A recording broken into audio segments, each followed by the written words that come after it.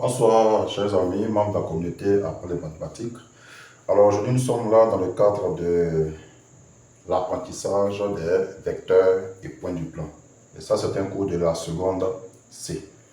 Alors il faut savoir que les mathématiques, ce n'est pas vraiment une discipline aussi très complexe, mais tout dépend de la manière de l'appréhender et tout dépend aussi de la manière de travailler là-dessus. Alors je demande vraiment à tous mes élèves de comprendre une chose très importante, c'est que vous devez d'abord maîtriser les propriétés. Et après les propriétés, nous avons maintenant des exercices de fixation qui permettent vraiment de mieux appliquer ces propriétés. Et puis après, maintenant, on passe à des exercices de renforcement et des situations d'apprentissage. Alors, au niveau des vecteurs et les points du plan, ça c'est la première leçon de la seconde C. Il faut savoir que les notions que vous devez maîtriser sont les suivantes. Alors, vous devez maîtriser ce qu'on appelle la combinaison linéaire. Voilà, combinaison linéaire. Ensuite, vous devez maîtriser ce qu'on appelle vecteur unitaire. Les vecteurs unitaires. Ensuite, vous devez maîtriser ce qu'on appelle les vecteurs collinéaires. Dans la plupart des exercices classiques qu'on a, on vous demande de montrer que des vecteurs sont collinéaires, donc vecteurs collinéaires. Et c'est cette notion que nous allons voir déjà en premier. Après, on va voir combinaison linéaire et puis vecteur unitaire. Et après les vecteurs collinéaires, nous avons les coordonnées d'un vecteur. Coordonnées d'un vecteur. Alors ici, comment déterminer les coordonnées d'un vecteur. Et après cela, on va voir aussi ce qu'on appelle la mesure algébrique. Donc, mesure algébrique. Mesure algébrique. Ensuite, nous avons la réduction d'une somme de vecteurs.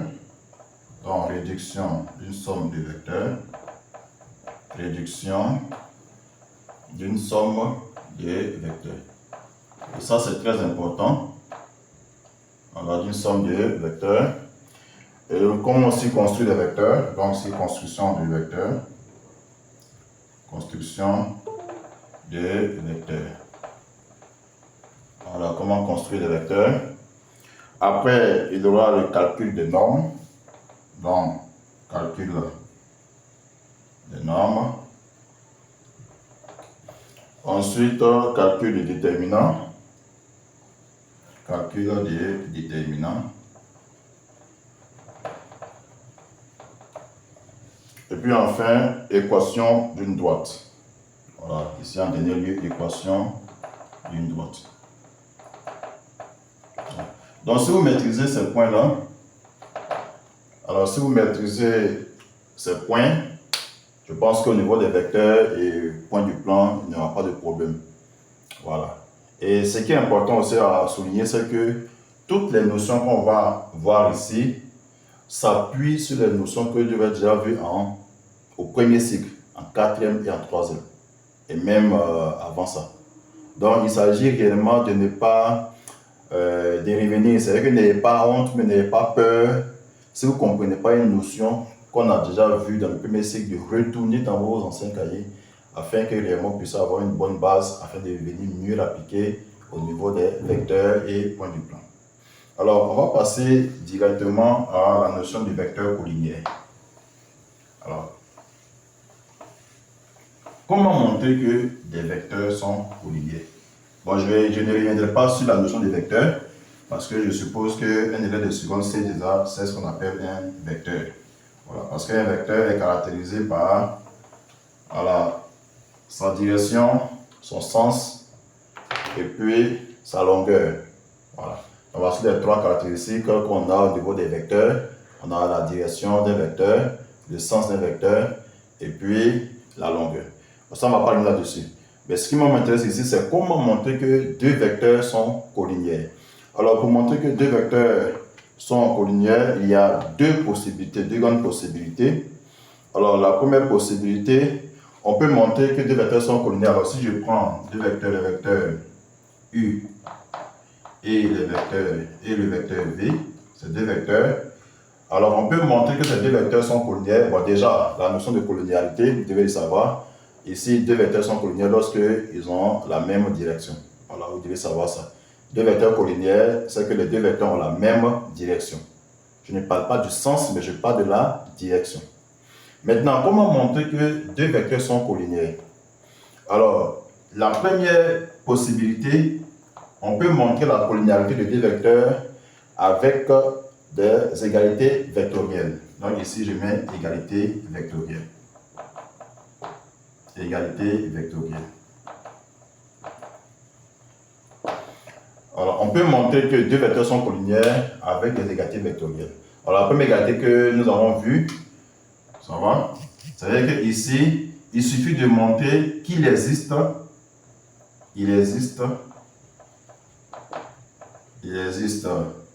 un nombre qu'on va appeler K. Ça va? Il existe un nombre qu'on va appeler K. Et ce nombre-là, bien sûr, non nul. Tel que on peut écrire cette égalité. C'est-à-dire que le vecteur U est égal à K fois le vecteur V. Ou bien aussi, on peut dire le vecteur V est égal à K fois le vecteur U. Donc, dès l'instant qu'on trouve un nombre K, un nombre réel bien sûr K, tel que, alors ce cas-là, il est non nul, tel qu'on peut avoir cette égalité, le vecteur U est égal à K fois le vecteur V, ou bien le vecteur V est égal à K fois le vecteur U, on peut directement conclure que les vecteurs U et V sont collinéaires. Ça, c'est tellement important que véritablement vous devez maîtriser. Voilà, pour montrer, et ça c'est la manière la plus classique de montrer que les deux vecteurs sont collinéaires lorsqu'on veut passer par une égalité vectorielle. La deuxième égalité vectorielle qui en fait découle de celle-là, c'est que ici, si on a une combinaison linéaire des vecteurs U et V qui est nulle, une combinaison linéaire c'est quoi? C'est-à-dire qu'on a un réel K non nul et puis un réel, on va dire quoi, un réel P non nul. Alors si on a un réel K et P, bon, on va pas dire nul, non nul d'abord parce qu'en fait c'est ça qui va nous aider après. Donc si on a un réel K et P, hein, qui sont des nombres réels, tels que on a une combinaison linéaire. Alors, ici on a K pour le vecteur U, c'est ça qu'on appelle combinaison linéaire. C'est-à-dire que ici, K pour le vecteur U plus P pour le vecteur V. Alors, ça c'est une combinaison linéaire des vecteurs U et V. Maintenant, si cette combinaison linéaire-là est nulle,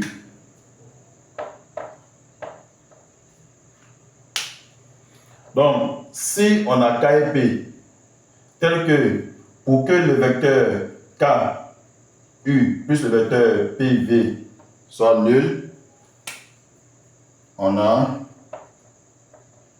K et P non tous nuls. Non tous nuls. Dans ce cas, on dit que U et V sont collinéaires. Et ça, c'est très important. Donc, réellement, lorsque nous disons que si U et V sont des vecteurs collinéaires, ça va? S'il existe une combinaison linéaire nulle, voilà, de ces vecteurs sans que ces coefficients soient nuls tous les deux, donc ici, K et P non tous nuls. Si les deux coefficients ne sont pas tous les deux nuls, dans ce cas, cette combinaison linéaire nous montre que le vecteur U et le vecteur V sont collinéaires. Donc voici nos deux égalités vectorielles qui nous permettent de montrer que les vecteurs U et le vecteur V sont collinéaires. Donc U et V collinéaires. La chers élèves, les maths, c'est la méthodologie. Alors souvent, il faut l'appliquer. Après, à force de l'appliquer, tu vas comprendre pourquoi est-ce qu'on fait ça. Parce que je dis toujours à mes élèves, on peut maîtriser la méthodologie sans pour autant comprendre pourquoi. Mais à force de faire, il arrive à un moment donné où on se rend compte que, voici pourquoi j'ai fait ça, voici pourquoi j'ai fait ça. Voilà. Donc ici, il faut appliquer la méthodologie. On te dit, tu veux montrer que deux vecteurs sont collinéaires. Première chose, tu peux le faire par une égalité vectorielle. Tu as deux possibilités. Soit tu montres qu'il existe un nombre réel K qui est non nul, tel que le vecteur U soit égal à K fois le vecteur V, ou bien aussi, on peut dire le vecteur V soit égal à K fois le vecteur U. Dans ce cas, si tu as trouvé cette égalité-là, tu vas conclure que les vecteurs U et V sont collinéaires. Ou bien, si tu montres aussi qu'il existe K et P des nombres réels, il existe plutôt une combinaison linéaire nulle, telle que les coefficients ne sont pas tous nuls, sont non tous nuls. Dans ce cas aussi, U et V sont collinéaires. Maintenant, donc je vais donner un exemple. Après, on va venir avec la deuxième possibilité. La deuxième possibilité, c'est avec les déterminants. Là, dans ce cas ici, on parle des coordonnées des vecteurs. Ok, mais revenons ici aux égalités vectorielles. Je vais prendre un exemple. Voilà, pour que vous puissiez comprendre. C'est bien de faire l'exercice d'application.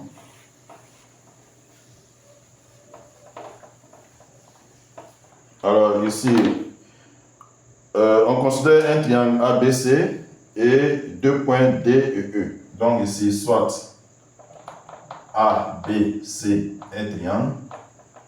Voilà. Juste pour dire que les points A, B et C sont non alignés. C'est tout. Donc ici, ABC, un triangle.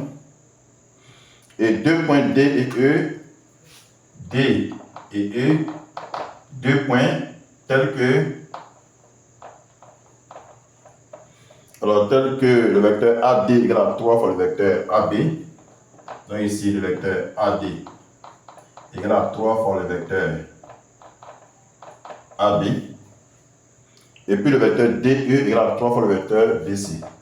Puis le vecteur DE égale à 3 fois le vecteur BC. Voilà, donc voici notre énoncé. Alors, justifions que les vecteurs AC et AE sont collinéaires. Donc, justifions que les vecteurs AC et AE sont collinéaires. AC et AE sont collinéaires. Donc, voici notre exercice. Alors, vous remarquez tout de suite que là, on a déjà les égalités qu'on nous a données dans l'énoncé. Donc, sachez que ce que vous allez utiliser pour pouvoir montrer que ces vecteurs-là sont collinéaires, ce sont des égalités vectorielles. Donc, lorsque vous traitez un exercice de mathématiques, déjà en fonction de l'énoncé, vous devez savoir par quel chemin vous devez passer pour pouvoir arriver à la solution. Donc, maintenant, quelle égalité? C'est-à-dire quoi? On doit chercher à voir s'il existe un réel K. Donc, ce qu'on doit savoir ici, est-ce qu'il existe un réel K? Est-ce qu'il existe un réel K? Un réel K non nul, bien sûr, tel que on a ici le vecteur AC égal à K fois le vecteur AE. Ou bien aussi, le vecteur AE égal à K fois le vecteur AC. C'est là on veut arriver. C'est ce qu'on veut montrer en fait. C'est-à-dire qu'à partir de ces égalités-là, est-ce qu'on peut trouver un réel K tel que soit le vecteur AC égale à K fois le vecteur AE, ou bien le vecteur AE égale à K fois le vecteur AC. Il ne s'agit pas de monter les deux en même temps. Hein? Si on a trouvé sur l'égalité, c'est déjà l'essentiel. Alors quand je regarde ici, alors je regarde là, j'ai cette première égalité là. Alors, je vais prendre un marqueur rouge. Est-ce que j'ai un marqueur rouge? Oui. Je vais prendre cette égalité. Ça. Je prends cette égalité.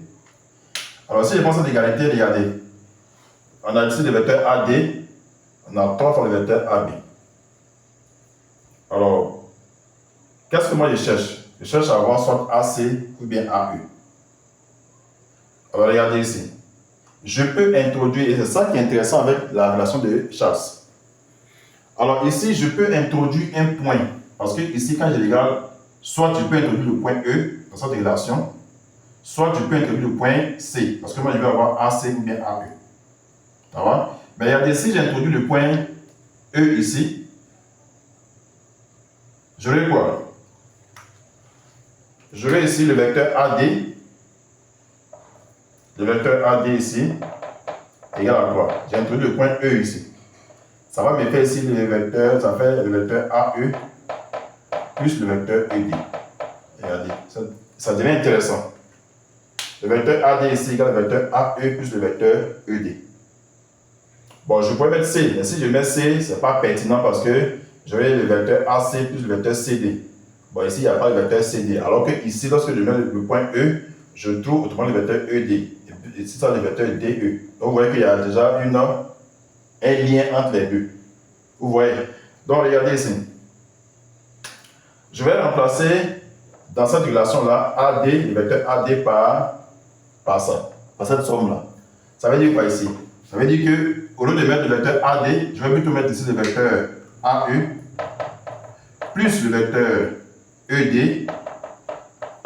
C'est égal à quoi? À 3 fois le vecteur AB. Je pense que vous voyez. C'est que ici, là, c'est le vecteur AD. Alors, on sait que le vecteur AD, ça fait le vecteur AE plus le vecteur ED. Donc, je vais remplacer le vecteur AD ici par cette somme-là. Donc, ça va faire ici le vecteur, au lieu de mettre ici le vecteur AD, je vais plutôt mettre le vecteur AE plus le vecteur ED, qui est égal maintenant à 3 fois le vecteur AB. Alors, ça veut dire quoi ici? Ça veut dire que le vecteur AE est égal à quoi? Est égal à, celui-là va passer de l'autre côté de l'égalité, ça va faire moins le vecteur ED plus 3 fois le vecteur AB. Alors, moins le vecteur ED égal à quoi? Égal au vecteur DE. Donc, ça fait ici égal au vecteur DE plus 3 fois le vecteur AB. Et ça, c'est le vecteur AE. Alors, donc, quand j'arrive à ce stade-là, je vois que maintenant le vecteur DE ici, alors que j'ai déjà l'expression du vecteur DE là. Vous voyez, donc ici, je peux écrire que le vecteur AE égal à quoi? Égal à, au lieu de mettre DE, je vais mettre plutôt 3BC, 3 fois le vecteur BC. Donc ça fait ici 3 fois le vecteur BC, plus maintenant 3 fois le vecteur AE. Voilà, plus 3 fois le vecteur AB plutôt. AB. Ok. Donc vous voyez que je suis en train de chercher la relation, cette égalité-là, le vecteur AE qui est égal à 4 fois le vecteur AC. Là, regardez, ici je peux mettre ça le 3 en facteur. Donc ça fait ici 3 facteurs de quoi? Du vecteur BC plus le vecteur AB. Donc ça fait ici 3 fois. Alors ici, je peux changer de position. Donc ça fait ici 3 fois le vecteur AB plus le vecteur BC. Et là, vous voyez qu'on a une somme et on peut utiliser la relation de Charles pour pouvoir trouver les vecteurs. Donc ça fait ici 3 fois le vecteur. Alors ici, ça fait le vecteur AC. Voilà. Donc ici, mon vecteur AE est égal à 3 fois le vecteur AC. Arrivé à ce stade-là, je peux maintenant dire que le vecteur AE est égal à 3 fois le vecteur AC. Donc il existe, je peux dire, il existe un nombre réel non nul, K, qui est égal à quoi? À 3, tel que le vecteur AE est égal à K fois le vecteur AC. Donc, le vecteur AE et le vecteur AC sont collinéaires. Voilà. Le vecteur AE et le vecteur AC sont collinéaires. Donc, vous voyez qu'on est parti de cette égalité avec la relation de Charles et on a abouti à ça. Donc, on a montré par une égalité vectorielle que les vecteurs AE et les vecteurs AC sont collinéaires. Donc, lorsque vous avez ce genre d'exercice-là, ne paniquez pas, cherchez à introduire un point tel que vous allez trouver une relation, une égalité qui va vous permettre d'en déduire la collinéarité des vecteurs recherchés. Voilà. On pourrait aussi faire le vecteur AC en fonction du vecteur AE. Bon, là, on allait prendre maintenant cette égalité. Ici, on allait mettre cet élément, comment ça s'appelle, le point A ici. On allait avoir le vecteur DA plus le vecteur AE.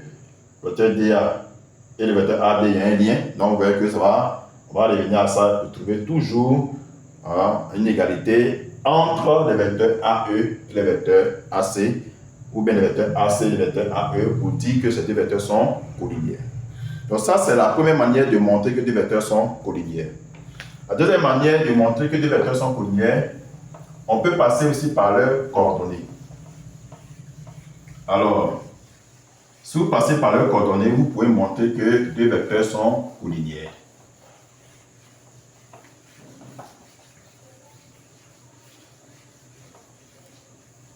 Donc ici,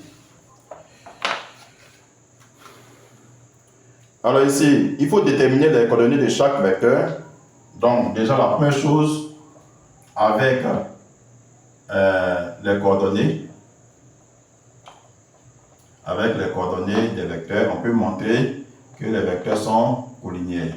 Donc, la première chose d'abord qu'il faut faire, il faut déterminer les coordonnées. Si on ne vous a pas donné, et que vous avez les coordonnées des points qui caractérisent ces vecteurs, donc vous devez déterminer les coordonnées des vecteurs.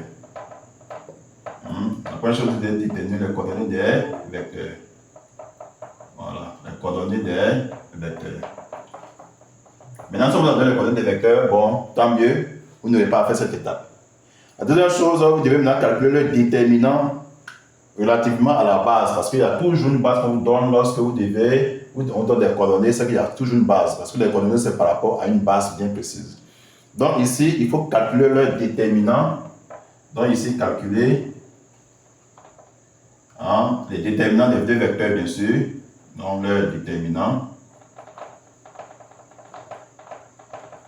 Voilà, par rapport, bien sûr, à la base qui a été donnée.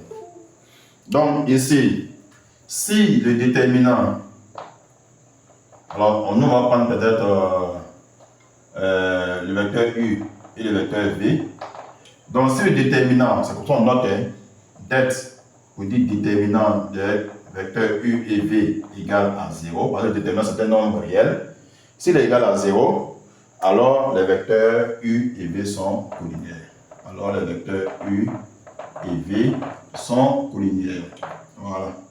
C'est un peu la méthode. Premièrement, vous déterminez les coordonnées des vecteurs. Deuxièmement, vous calculez le déterminant. Si le déterminant est nul, alors U et V sont collinéaires. Dans le cas contraire, U et V sont non collinéaires. Voilà un peu comment est-ce qu'on montre qu'on peut monter la collinéarité de deux vecteurs en passant par les coordonnées des vecteurs. Mais ça encore, ça dépend des données. Si on ne vous a pas donné si les données ne sont pas relatives aux coordonnées de points ou des vecteurs, ça ne vaut pas la peine de passer par ça. C'est que forcément, vous donnez des relations vectorielles. Donc, il faut passer par une égalité vectorielle pour pouvoir trouver la collinéarité. Ça va? Donc, tout dépend de ce qu'on t'a donné au départ. Donc, ici, un exemple.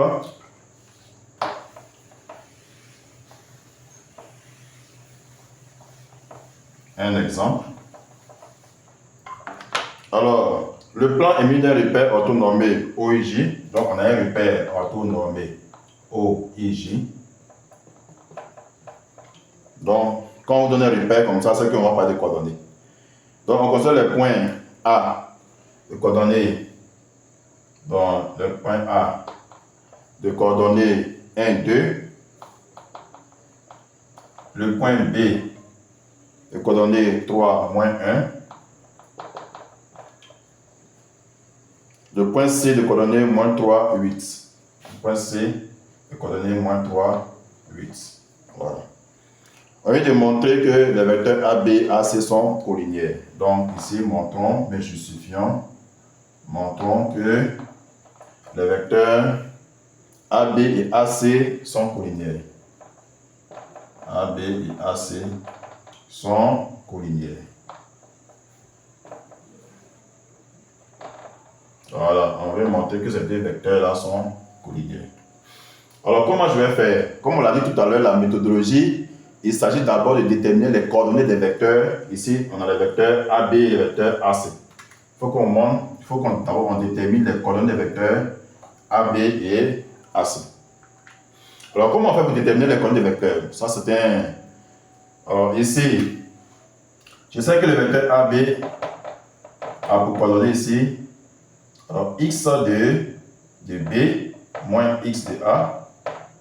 Et puis ici, y de B moins y de A. Voilà. Donc, ça nous donne quoi ici? Ça fait que le vecteur AB ici, cela de coordonnées. Alors, x de B, ainsi B qui est là, son x, son abscisse c'est 3.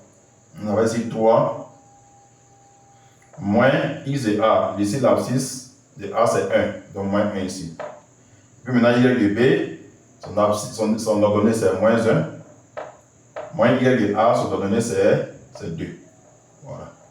Donc ça fait que le vecteur AB sera de coordonnées 3 moins 1, ça fait 2. Moins 1 moins 2, ça fait moins 3. Voilà. Donc le vecteur AB de coordonnées 2, moins 3. Je vais maintenant calculer les coordonnées du vecteur AC. Bon, le vecteur AC, je sais ici que, avec ici x de C moins x de A. Et puis ici, y de C moins y de A. Voilà. Ici, je ne prends pas d'égalité vectorielle parce qu'on ne m'a pas donné de... Je ne prends pas d'égalité, je ne cherche pas à avoir une égalité vectorielle parce qu'on ne m'a pas donné de relation vectorielle. On m'a donné des coordonnées de vecteurs, donc des coordonnées de points, donc je passe directement à, comment ça s'appelle, au calcul des déterminants. Donc, déjà, il faut que je puisse calculer les coordonnées des vecteurs. Bon, donc ici, le vecteur AC sera des coordonnées. Alors ici, x de C, c'est moins 3. Donc ici, je mets moins 3. Et puis, x de A, c'est 1. Donc ici, moins 1. Et puis ici, y de C, c'est 8. Moins y de A, c'est 2. Donc le vecteur AC ici sera quoi? Les coordonnées. Moins 3, moins 1, ça fait moins 4. 8, moins 2, ça fait 6. Voilà. Donc voici un peu les coordonnées de deux vecteurs. Donc le déterminant, c'est quoi? Regardez ici. Le déterminant de vecteur AB et du vecteur AC égal à quoi? Alors c'est comme ça qu'on note ça. Je vais mettre les coordonnées du vecteur AB ici, les coordonnées du vecteur AC. Dans les coordonnées du vecteur AB, alors on a quoi ici? On a 2 ici, et puis moins 3. Et puis les coordonnées du vecteur AC, on a ici moins 4 ici, et puis 6. Voilà. Donc qu'est-ce que j'ai fait? Je vais faire ici ça fois ça, moins ça fois ça. Et puis je vais voir ce que ça donne. Donc ici, je vais quoi ici? 2 fois 6, moins, alors moins 3 fois moins 4, ça fait 12. Donc ici, ça fait ici, bon, si vous voulez, ça fait moins 3 fois moins 4. Donc ça fait ici 2 fois 6, ça fait 12, moins fois moins, ça fait plus, 3 fois 4, ça fait 12, donc moins 12 égale à 0. Le déterminant, le vecteur AB et le vecteur AC égale à 0. Donc, le vecteur AB et le vecteur AC sont collinéaires. Voilà. Donc, on a déterminé ainsi la collinéarité des vecteurs ici en passant par les coordonnées. Donc, chers amis, élèves de la seconde C, c'est juste vraiment pour montrer un peu comment on justifie que les vecteurs sont collinéaires. Donc, pour nous résumer, il y a deux possibilités. Soit on utilise des égalités vectorielles, ou bien on utilise les coordonnées de vecteurs. Donc, dans ces deux cas, ce sera en fonction, vous choisissez en fonction de ce qu'on vous a donné. Donc, voici un peu comment est-ce qu'on résout ces genres d'exercices. Et à nous revoir pour la prochaine vidéo, toujours dans le cadre des vecteurs et points du plan. Vraiment, likez la vidéo, partagez massivement afin que vraiment d'autres personnes aussi puissent voir et que réellement nous puissions démystifier les mathématiques. Vraiment, salut à vous. Merci.